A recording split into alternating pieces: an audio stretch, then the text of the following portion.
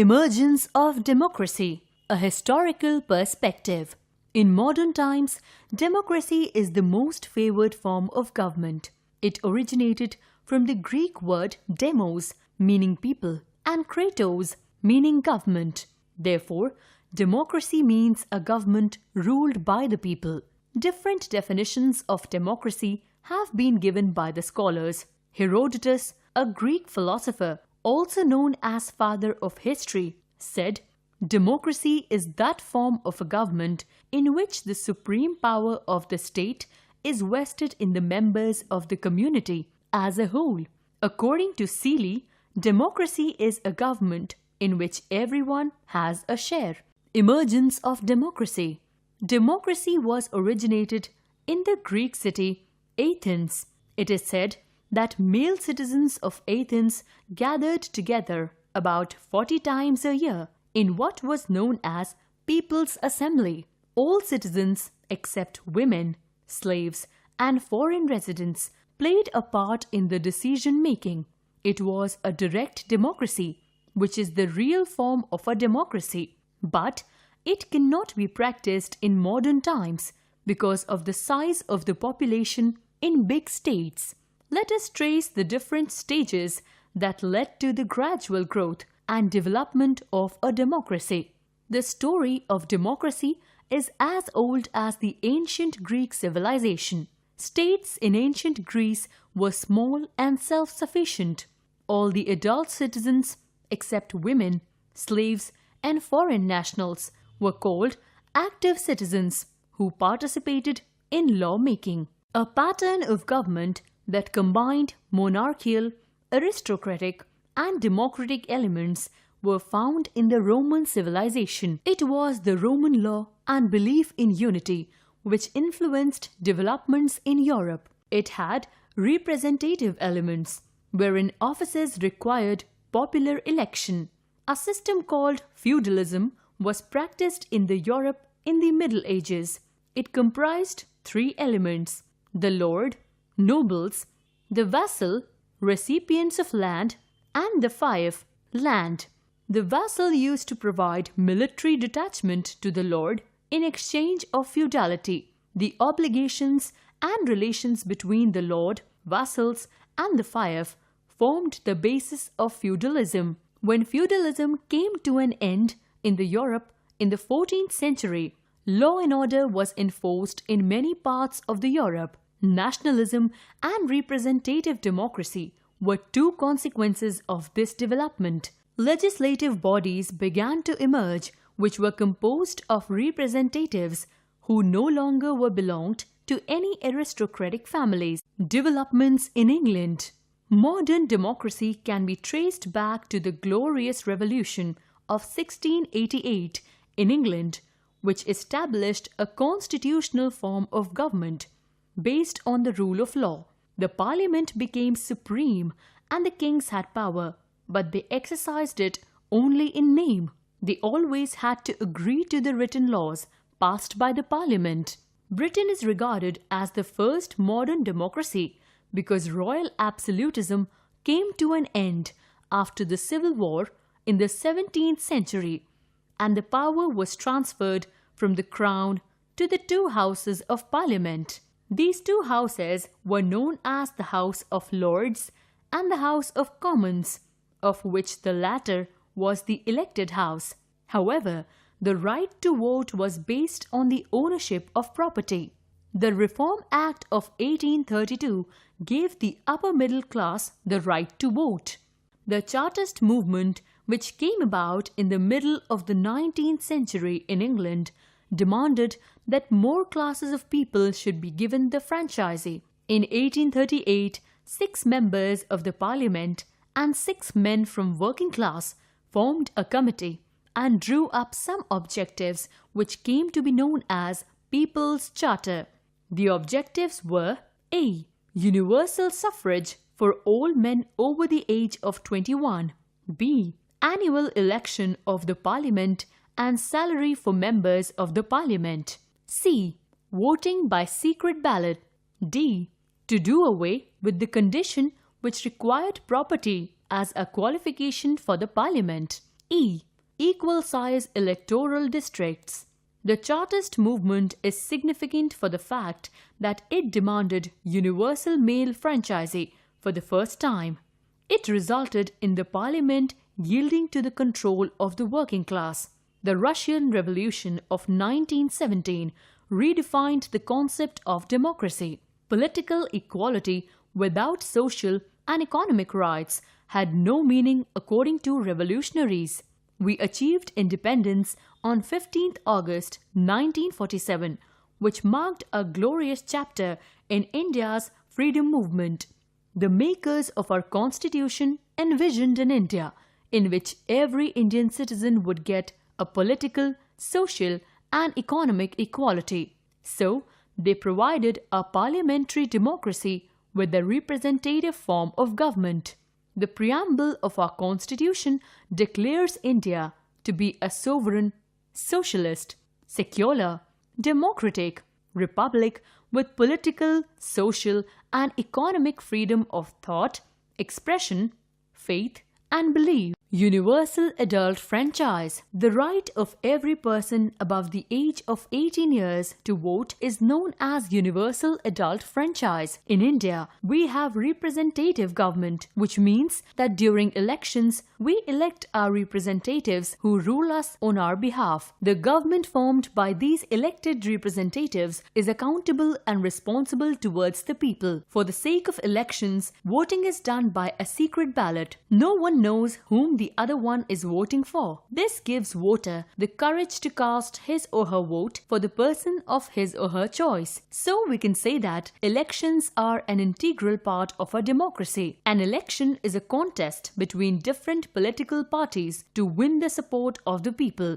so as to form a government. The political party that gets largest number of seats in the election forms the government. If no single party gets a majority, then two or more political parties join hands to form the government. Such a setup is known as the coalition government. The entire process involved in conducting an election is managed by the Election Commission. As the Election Commission is an autonomous body, it ensures that every aspect of the election process is managed freely and fairly. Different stages of an election involve selection of candidates, nomination, allotment of symbols, campaign, casting of votes, counting of votes, and declaration of election results. In India, elections are held after every 5 years and they are called the general elections. By-elections are held when a seat falls vacant in a constituency due to the death of the candidate or his resignation, or due to any other reason. Mid-term elections are held if the government is dissolved due to a no-confidence motion.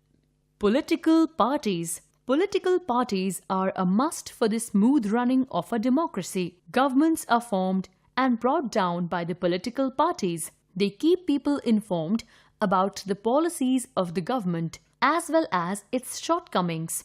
They act as a link between the people and the government. Opposition takes up the issues of the people if they are not satisfied with the working of the government. During elections, political parties place their programs and policies before the people to help them to make their choice. In India, we have two kinds of political parties. A. National. B. Regional.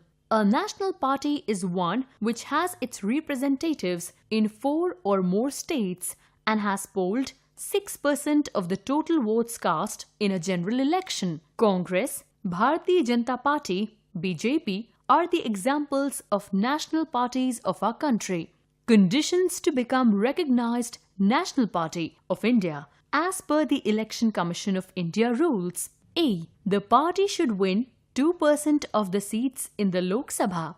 As of 2014, 2% of 545 was 11 seats from at least 3 different states. B. At a general election to Lok Sabha or Legislative Assembly, the party polls 6% of votes in 4 states and in addition it wins 4 Lok Sabha seats. C. A party gets recognition as state party in 4 or more states.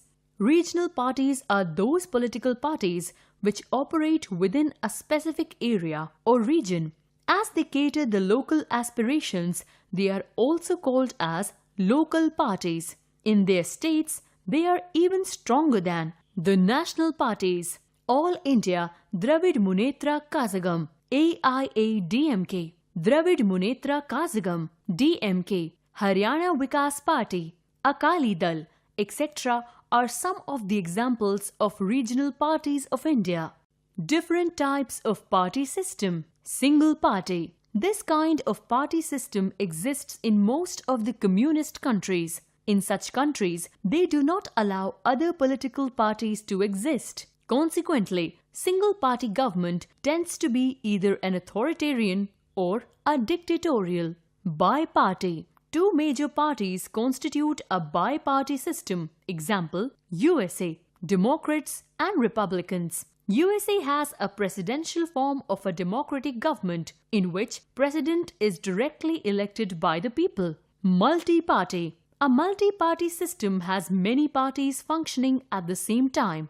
Example, India. In India, we follow parliamentary democracy, where the leader of the majority party is elected as the Prime Minister, whereas President is the nominal head of the executive, who is indirectly elected by an electoral college. Opposition parties. Political party or parties which form the government after getting people's mandate are known as the ruling party. All other parties who are not a part of the government are known as the opposition parties. They have wide areas of duties listed as under E. To expose anti-people activities of administration and government.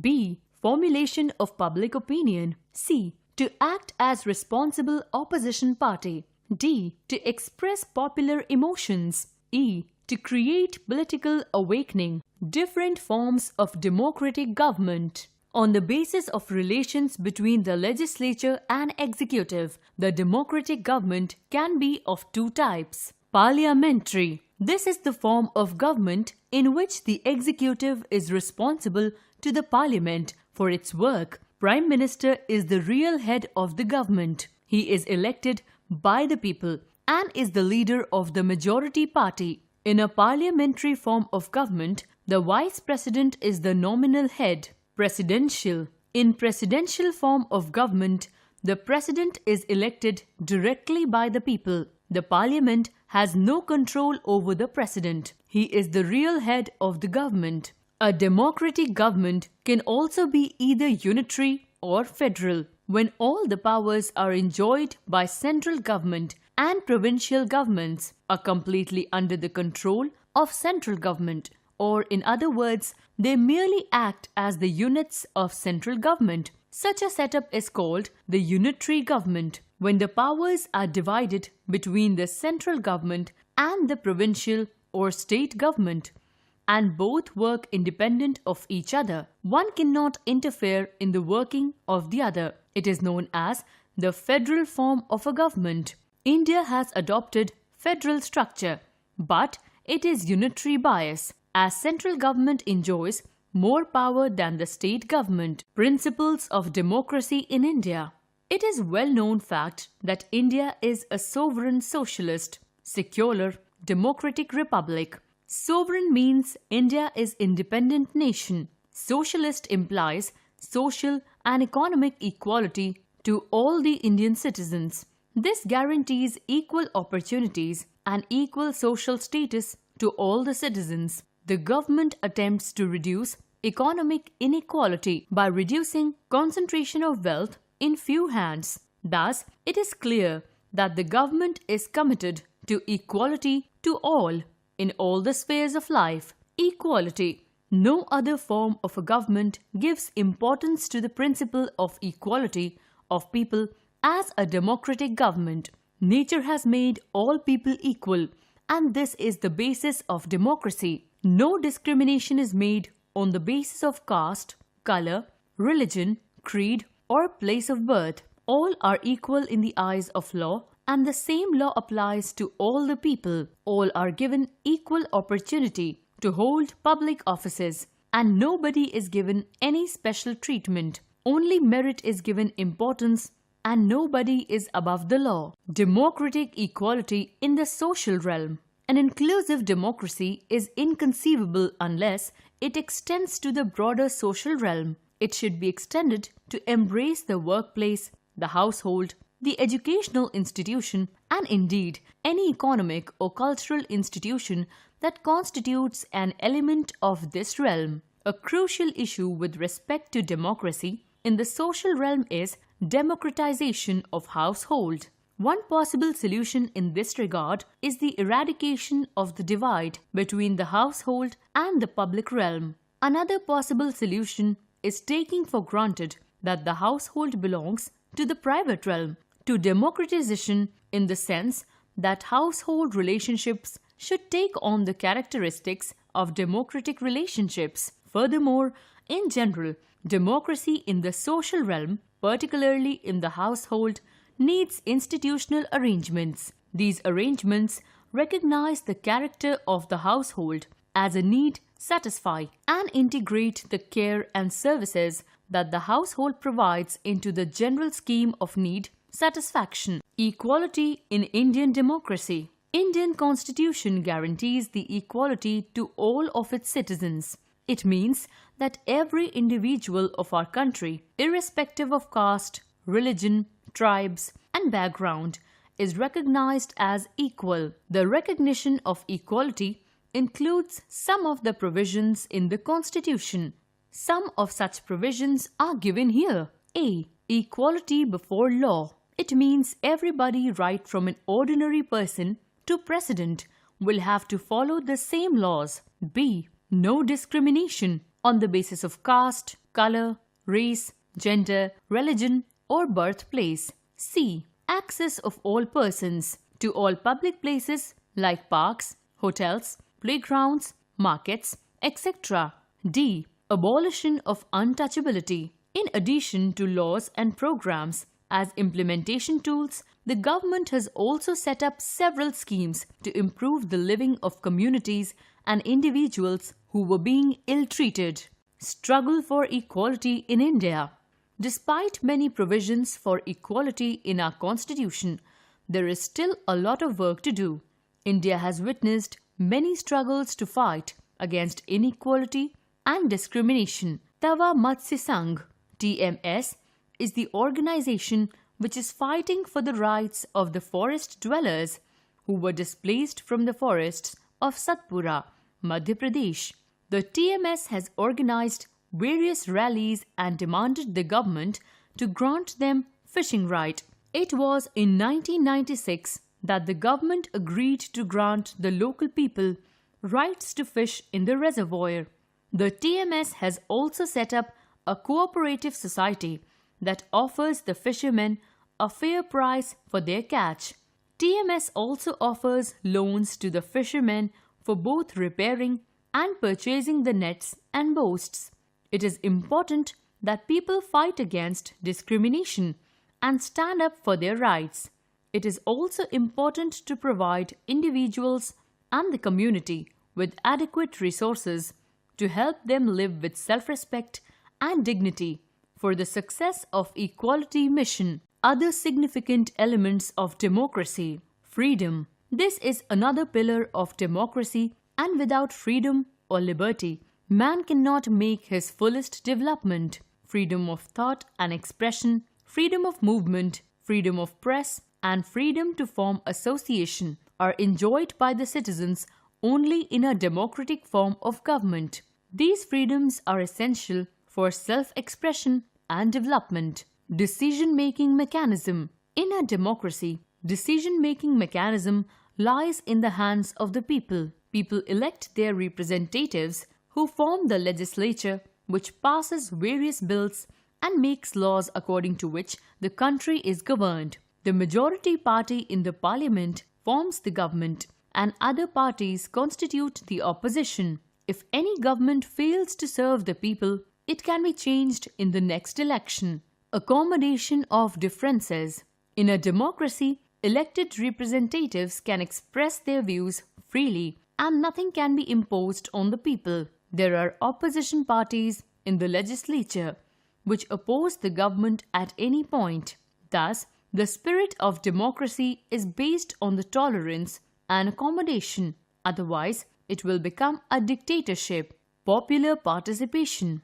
In the absence of popular participation, democracy can neither be real nor fruitful. Popular participation means participation of people in the running of the government. When people are given the rights and opportunities to actively participate in the government activities without any discrimination, it is called popular participation. Enhancing human dignity. It is only in a democracy that liberty, equality, and fraternity can be ensured. All efforts are made to ensure political and economic liberty. Similarly, in our country, equality in all spheres, social, political, and economic, has been assured to all its citizens, while social equality has been established by banning untouchability. Economic equality is assured to people by banning all kinds of exploitation of weaker sections of the society.